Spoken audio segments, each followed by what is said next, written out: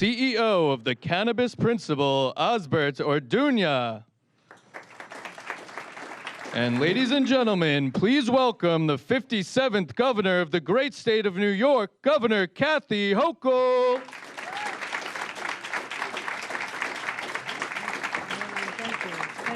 Thank you very much. Thank you. Good morning. I first of all want to thank the Department of Taxation and Finance for hosting us. Who's been in here before? All right, you don't have to put up your hands. That's all right. That's all right. Really glad to be here, and I want to thank our tax commissioner, Amanda Hiller, for the exceptional work she's doing. Where are you, Amanda? Okay. Oh, you can have a seat. Thank you, Commissioner, for all you're doing for us and leading this incredible organization of a lot of unsung heroes. And I'm grateful to all of them for the work they do every single day and the important role they're now playing to ensure that a brand new industry can be successful. So thank you, Commissioner Hiller. I also want to acknowledge Chris Alexander, who will be speaking momentarily, the Executive Director of the Office of Cannabis Management. And we have other key players in this effort to ensure that we have fairness for the new licensees, and that is the Acting Superintendent of the New York State Police, Steve Nigrelli. I want to thank Superintendent Nigrelli for all his work. Oh, there he's over there. We also have my partners in government. You'll be hearing shortly from Senator Liz Krueger, the chair of the Senate Finance Committee, and her role in making this happen and what we need to do next. I want to thank her. Let's give her a round of applause as well. Let's see who else is here. We also have our borough president has joined us. All right. Oh, there he is, Antonio. Good to see you, Antonio, for all the work you're doing. Look forward to catching up with you afterward. And you're doing an incredible job here. This is a challenging borough sometimes, and you are the person who can keep it all together in a way that's very committed to your constituents. And I thank you for your leadership as well. Also joined by a great friend of ours, our amazing district attorney, Eric Gonzalez. And I want to thank him for keeping our constituents safe, our streets safe, and helping our businesses thrive. And so an important role you play, and I've had a chance to meet members of your team, and what an extraordinarily dedicated group of individuals you have working for you. I was so impressed when I had a chance to come over. So thank you for all you do. Also joined by Senator Simcha Felder is here. Senator Felder, you're here, right down there.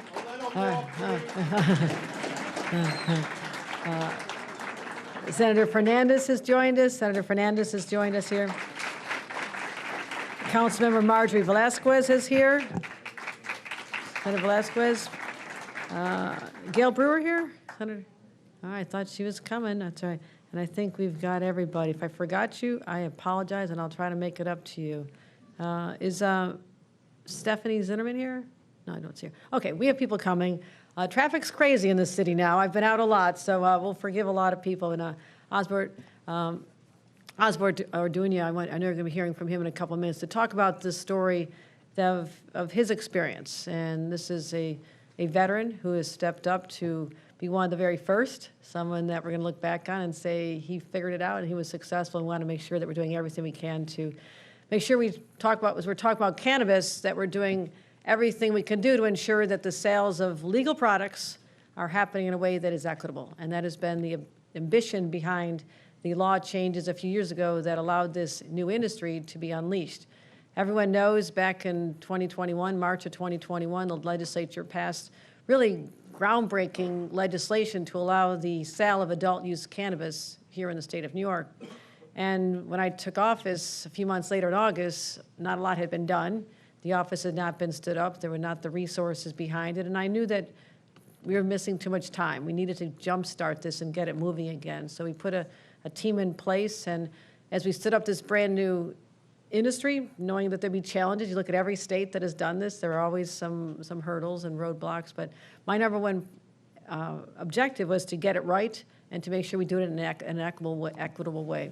So we launched the Seeding Opportunity Initiative, the first of its kind in the nation, something we all should be proud of. And what this does is an attempt to right the wrongs of the past. And that positions people with prior cannabis-related criminal offenses or their immediate family members to make the first sales of the adult use cannabis with products grown by our local farmers. And as I mentioned, we're proud to have one of those individuals here today, Osbert Orduña, who's the CEO of Cannabis Place, and he's the first service-disabled veteran to open a cannabis business right here in the state of New York, and I want to thank him for his past service to our country as well.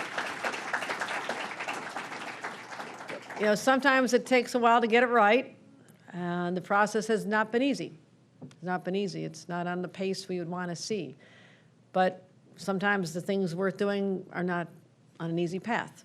And to ensure that we have a thriving and equitable cannabis industry here, you know, we want to make sure we do everything possible to just make it a lot easier. And I want to recognize that there's a way to do this. And what has been a barrier has been the proliferation of illegal, unlicensed shops throughout the state. And they are driven by individuals who are flagrantly violating the law. They are creating competition where there should be none. And we recognize this is a serious problem for the success of this new industry. And also, we have no assurances that the products are even safe. And that is something consumers need to know, that this does not have the New York State seal of approval, that you do not know what product could possibly be laced with or have other contaminants. And that is a risk that people should not be able to take. So we're making sure that anything we sell is going to be properly tested for safety and quality, and that is absolutely not what you can guarantee with the products sold at these illegal stores. And they have been found to have toxic chemicals, E. coli, and other ingredients that you just do not want to ingest. And also, these products are being marketed to kids with the bright colors and the candy flavors. And the other side of it is, other than impact on people's health, it is denying the state of New York this tax revenue that we were anticipating that would be used or generated from legitimate dispensaries. And the reason this is so important, the way this was set up, is that 40% of the revenue goes to the Community Reinvestment Fund, which helps communities that were impacted the most by the heavy enforcement of cannabis sales in the past. So we also want to use the rest of the money for public education, safety, protect our kids. And so so illegal sales aren't just unfair and unsafe, they're also unjust. And doing nothing about this was not an option. We saw the proliferation, we saw the arrogance associated with this, figuring no one's going to stop me. And for us to be able to keep centering on social and economic equity, we knew we had to take some strong steps. So we had to do it the right way. And that meant aggressively enforcing the law for those who are hiding behind their operations. And many types of businesses, as we know, require licenses to operate. Nail salons, bars, everybody's used to having licenses to operate. But before May 3rd of this year, New York State didn't even have all the tools we needed to shutter the unlicensed shops. And that was a problem. But now, thanks to our efforts in the legislature and changing the law just recently, now we have 3 more powerful tools at our disposal. First, significantly higher fines. Businesses that sell cannabis without a license are now subject to fines of $10,000 a day. They can also double to $20,000 a day if they continue to sell once a notice of violation has been affixed to their window. As you can see, we have a very nice sign on the far left. You're right. You can't miss that. And we want people to be aware of this and know that that is a warning danger sign. If you walk into those premises, you're entering an illegal facility, and there could be consequences to your own health, but also that operation is operating absolutely 100% in violation of New York state law. And the tax department can levy fines on top of that. And that is the enhancement that was so necessary, because we have dedicated public servants here at the Department of Tax and Finance who want to just do the right thing to ensure that everyone is treated fairly. There's no advantage to someone because they're able to escape the law to the detriment of those who are law-abiding. That's what the premise behind this agency is all about, and they don't get the credit they deserve. So the fines used to be considered just a cost of doing business for these operators. They didn't worry about it. They didn't think it was much of a deterrent, and they kept operating. But now, instead of just being a cost of doing business, these fines now have the power to put these shops out of business. And the second tool we've instituted now is that if a business continues to sell cannabis after they've already gotten a violation, the state can now pursue a court order and shut them down and padlock the store. Believe it or not, that was not the case before. So we've got a new process to shut down illegal operators and to keep them shut until the fines are paid. And if it continues, the Office of Cannabis Management will work with the State Attorney General's office and issue restraining orders and issues of closure. So there's different layers here now that were not in place when this industry first was born. And so this proceedings can not just be brought against the store owner, but the property itself, the building owner. So that's a warning to all the landlords out there saying, do you really want to risk this, not just your reputation, but this is going to hit you monetarily as well. That's what we didn't have. That's what we now have. So obviously this will be following a hearing, and there could be a permanent injunction padlocking the premises for up to 1 year. That ought to get their attention. That ought to get their attention. And third, the enhanced criminal penalties for business owners engaging in unlicensed cannabis sales. It was already, selling without a license is already illegal, but we focus new penalties on top of the true owner of the business, not the employee who happens to be the person behind the counter during an inspection, but the person who's the owner of the business. So we're going to be penalizing the business owners, not their customers, and not their employees. I want to be very clear on that as well. So we are trying to move forward. In addition to these tools, I've given the Office of Cannabis Management and Department of Finance and Tax. I want to be aggressive. I want to get this done. I want to send a message loud and clear across this state that if you're operating illegally, you will be caught and you will be stopped. So it is just not worth it. So we're going to work together, enforce the law quickly and aggressively, and shut these bad actors down, because too much time has passed, in my opinion. And again, I'm grateful that we got the legislature to change this. We worked together. We got it signed very quickly. And literally, we put more resources behind enforcement. Our state budget provides $5 million to hire an additional 37 full-time staff to carry out enforcement activities. That'll help as well. And we've wasted no time. So for the last 2 weeks, just since the law was signed, the state's been conducting inspections, and today I'm proud to announce the results so far, and thank you, everyone who had a role in this extraordinary effort that you've undertaken. Illegal cannabis was seized from 31 businesses in New York, Albany, Ithaca, Binghamton. I literally got phone calls and letters from elected officials and some of the upstate communities grateful that this is finally happening. And the estimated value of the seized cannabis over a 2-week period is $9 to $11 million. This tax department is still tabulating the full amount seized, but at least 1,000 pounds of product, as you can see in the photo over here. By taking that decisive action, we're cracking down on unlawful businesses that jeopardize the integrity of our cannabis market. We're building an equitable system like no other, something we all should be proud of. But let people know we have zero tolerance for the bad actors who are standing in our way of full success. And one more thing I want to highlight. I've heard from New Yorkers it's sometimes difficult to tell which cannabis businesses are legitimate and which aren't. Okay, that's your excuse. We're going to make it very clear. We'll make it really clear. I want to remind everybody it's very simple. Every legal dispensary will have a sign like this near the entrance. It's visible, it's obvious, and this is the sign. This is where you can legally buy legitimate, clean, safe cannabis. Or you could actually scan the QR code and verify that it is licensed if you have any questions. So the work continues. Much more to do. Have to make up for a lot of lost time. But we will look back and say, yes, there were growing pains. There always are. But within a fair amount of time, short time, I hope to be able to say that because of this enforcement action, the action by the legislature, and our work to get these new licenses issued and facilities stood up, that it'll be a different dynamic the next time we gather and talk about the success of this and how this can still be a national model, in my opinion, of how we focus on social equity, righting the wrongs of past, but opening up a whole new industry, a dynamic industry that'll help farmers and small businesses, and people have the dream of having their own place. And also the customers who will also know that this is a legitimate and safe product for them. So I believe there's great potential here. I'm always an optimist. We're going to get it right. But if people stand in our way, if there are bad actors out there trying to thwart our efforts to do the right thing, don't bother. You will be caught, you will be stopped.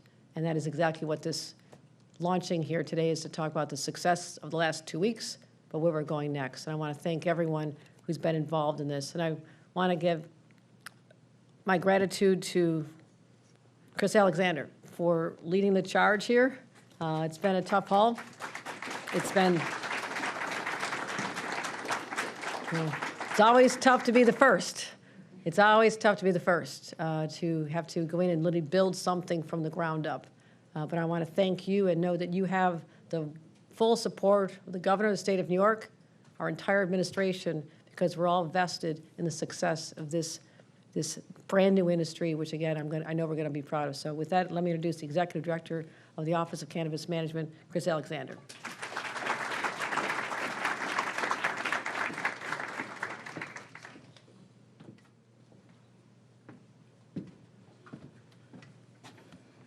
Good morning, everybody. Governor, you said it best. It is difficult being the first, but you know all about that, right? We are thankful to all of you for joining us today. Thank you, Governor, for your leadership on this issue. Thank you, members of the legislature, Liz Kruger, our champion on this issue, Amanda Hiller, Department of Tax and Finance, the investigators on the ground, all the elected officials who've supported this, but also those who in their capacity have helped us to make this a reality. DA Gonzalez, I appreciate you as well for your support on this. You know, we have now spent the last 18 months building something that has never existed before, building a market that is centered on small businesses, on small family farms, and on those who were previously impacted by past policies. This has been a challenge, to say it lightly, but what we found and continue to be encouraged by is the stories like Osbert's, the stories of entrepreneurs who have been impacted, but who didn't let that conviction become their story, did not let that interaction become their story. We have so many operators now throughout the supply chain who have found themselves impacted by a cannabis conviction, but still went out to build successful businesses, went out to start family farms, et cetera, and who are now counting on the state to make good on this promise to do something different. And we're doing that. We're doing it every day. Now, I know that for many of you who've followed me or have worked with me in the past in the advocacy world, this announcement of a law enforcement action is kind of weird, speaking about how long we've spent fighting against past policies.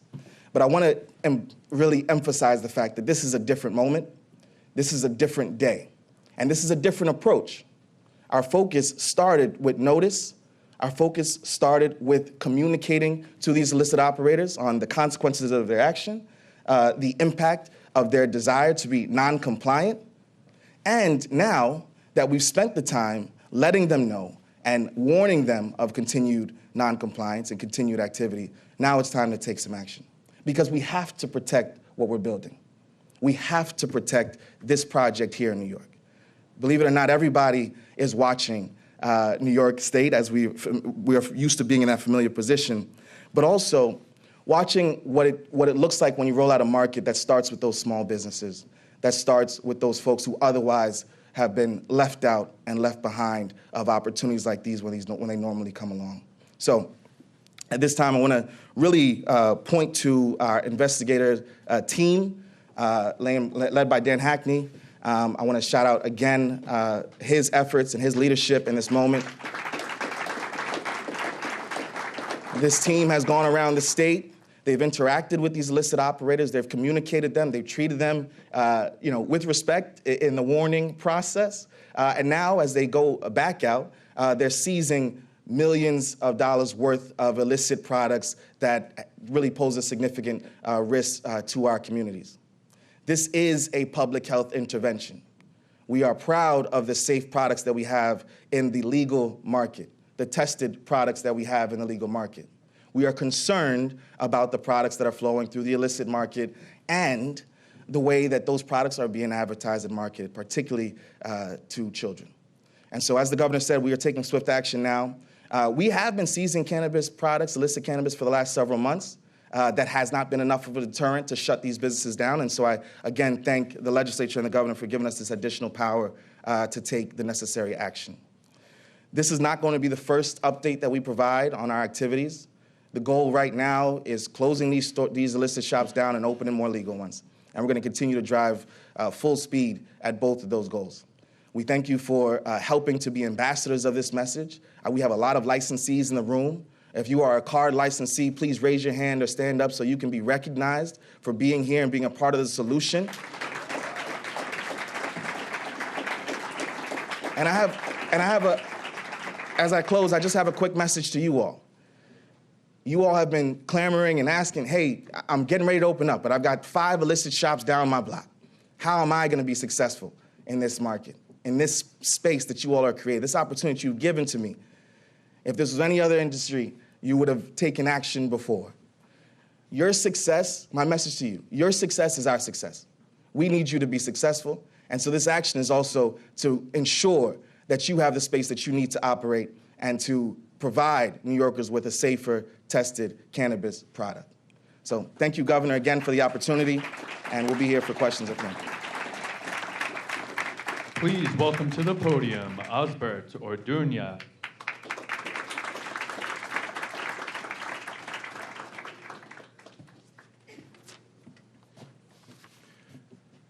Hello. I'm humbled to be here before you today. I would like to begin by thanking Governor Hochul, the Office of Cannabis Management, the various elected officials that are here today, my fellow card license holders, and everyone in attendance today. My name is Osbert Orduña. I am a native New Yorker, a service-disabled veteran, and the Chief Executive Officer of a New York State licensed card dispensary and cannabis delivery service based in Queens called The Cannabis Place. I am also an advocate in the cannabis industry, working with organizations including the New York Card Coalition, the National Hispanic Cannabis Council, the Service Disabled Veterans and Cannabis Association, and the National Cannabis Industry Association in our efforts to bring an equitable change to the cannabis industry. Entrepreneurs, innovators, and advocates, some of whom are in this room today, have worked tirelessly to right the wrongs of cannabis prohibition, advocating for and supporting the creation of the state's licensed cannabis industry, its social equity opportunities, and for a safer, regulated market for consumers across the entire state.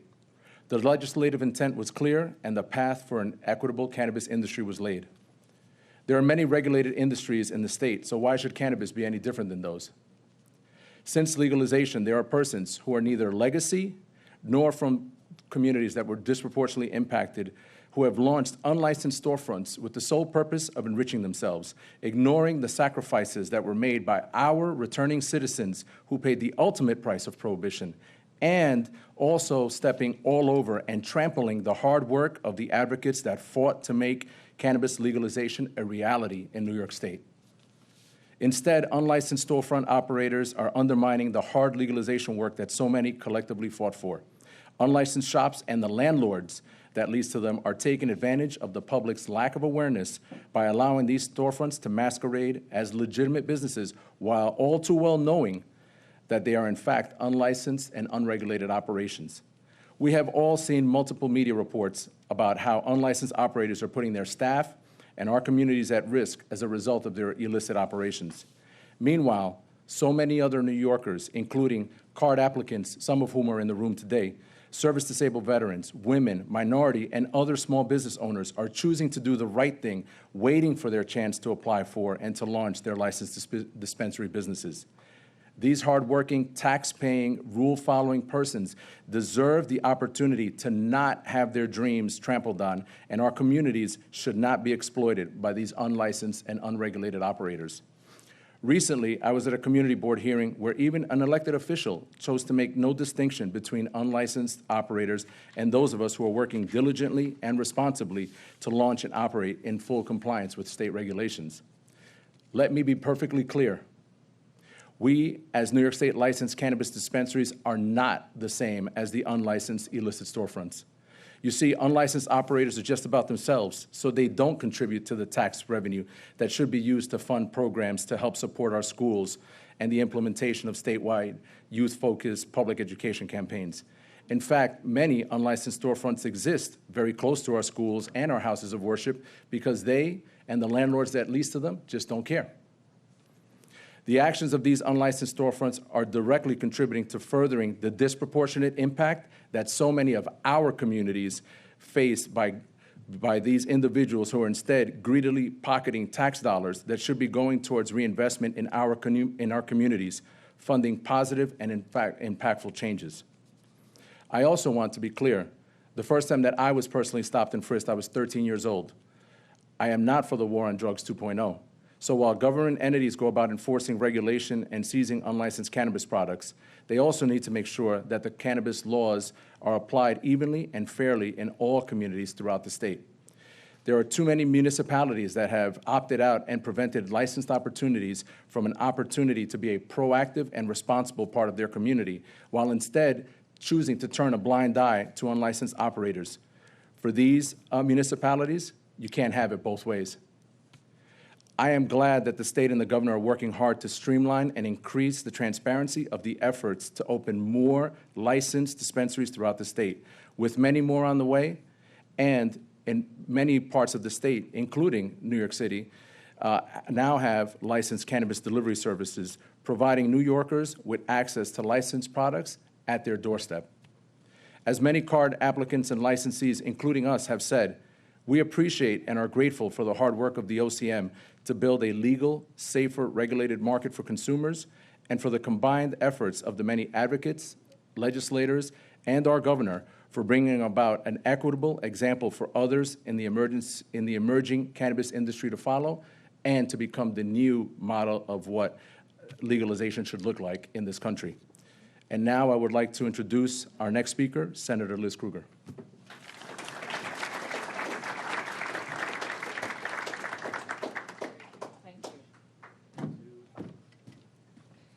Good morning, everyone. So I'm a politician, and I've run out of things to say because the three people who spoke already pretty much said everything that I wanted to hear, and I wanted to make sure everyone heard. So I won't tell you that Governor Hochul and I agree every day on everything, but I 100% agree with her here today and how important her role has been in taking up the challenge, literally the moment she got into the governor's chamber, that we needed to get this done and we needed to get it right. I spent 7 years working on legislation. I must have rewritten it 100 times. Chris Alexander happened to be a counsel in the Senate at the time who probably drafted it and redrafted it 100 times.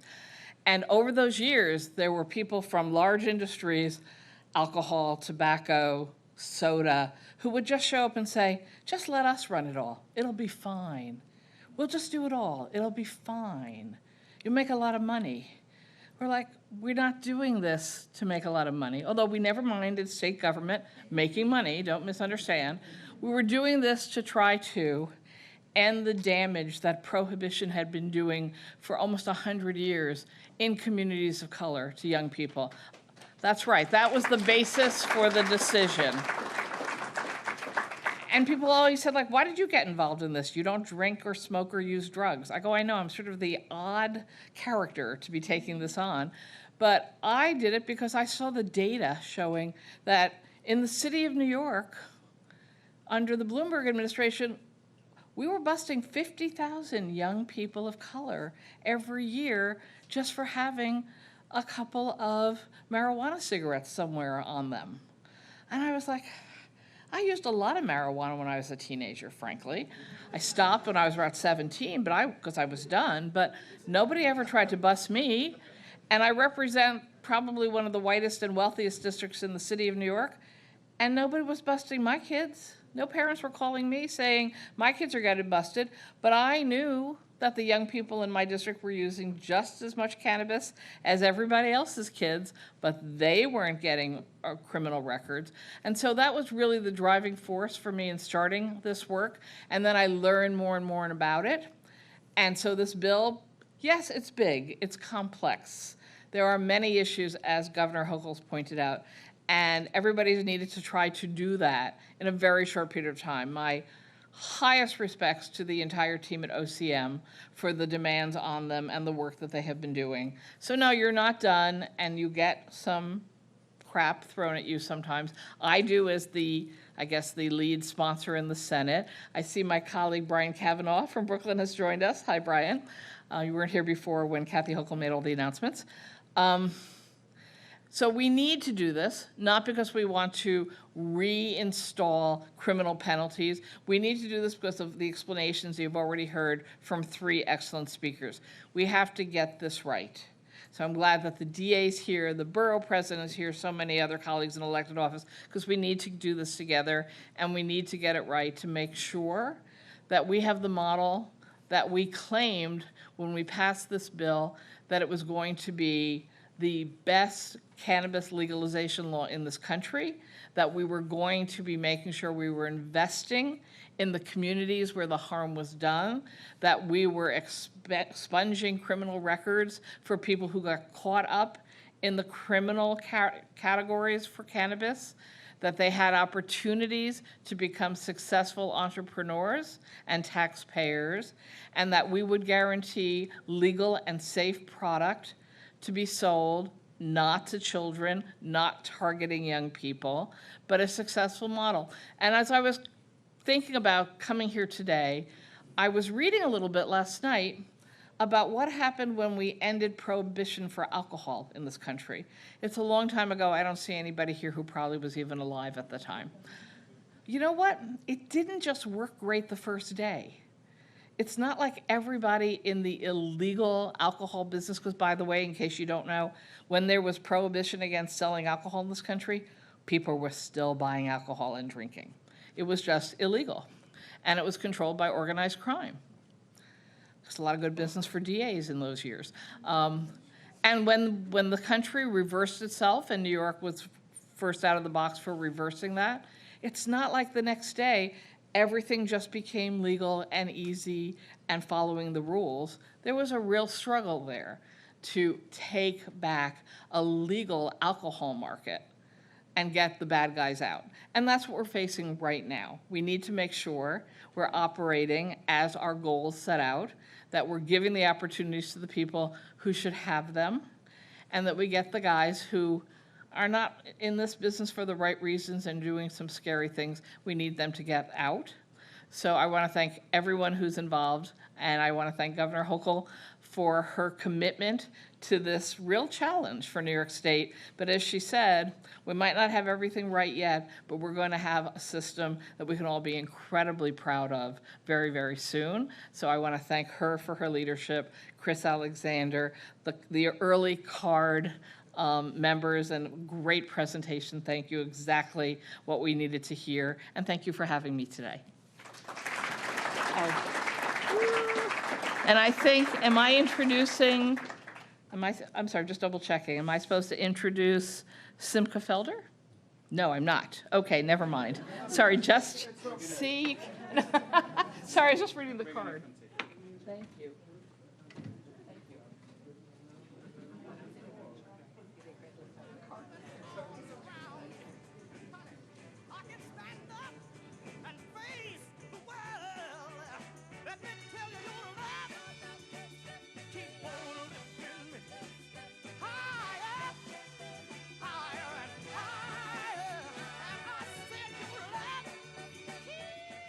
That concludes our program. Thank you for coming.